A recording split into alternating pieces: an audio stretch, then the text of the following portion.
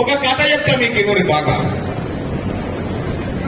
ఓ police ఆయన కొత్తగా పెళ్ళైతే అత్తగారు మంచి వాచ్ పెట్టినట, గడియారం పెడతారు కదా, అది పెట్టినట.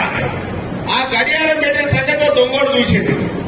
అమ్మ ఈ గడియారాన్ని నేను ఎట్లా ఎత్తుకపోవాలా పోలీస్ ఆయన దగ్గర నుంచి అని చెప్పి ఎస్ఐ ఆయన ఈ రోజు ఆయన పోలీస్ స్టేషన్ పోయి ఇంటికి వస్తా ఉంటే గడియారం చేతుకున్నదా లేదా చూసుకుంటాడట. చూసుకొని ఆయన చేతికి లేకపోతే ఎత్తుకపోదాం ఇంటికాడు ఉంటుందని ఉపాయం. ఆయనతో ఓ రోజు పోలీస్ స్టేషన్ కు సిఐ డిఎస్పీ వాళ్ళందరూ వస్తే కానిస్టేబుల్ కి సార్ పెద్ద సార్ వచ్చింది సార్ నేను రమ్మంటారు అంటే ఆ ఎస్ఐ పోయిందిగా అట్లే అడావిడిగా వాచ్ పెట్టుకుంటూ మర్చిపోయింది ఇంటికాడ పెట్టాడు.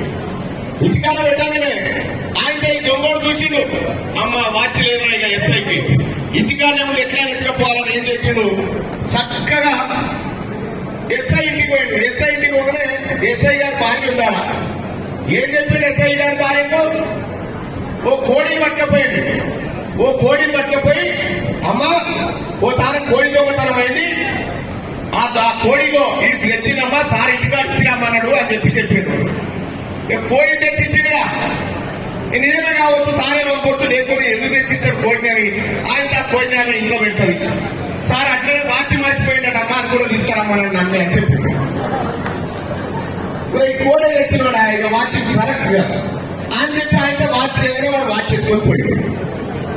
వాచ్ ఎత్తుకొని పోయిండు.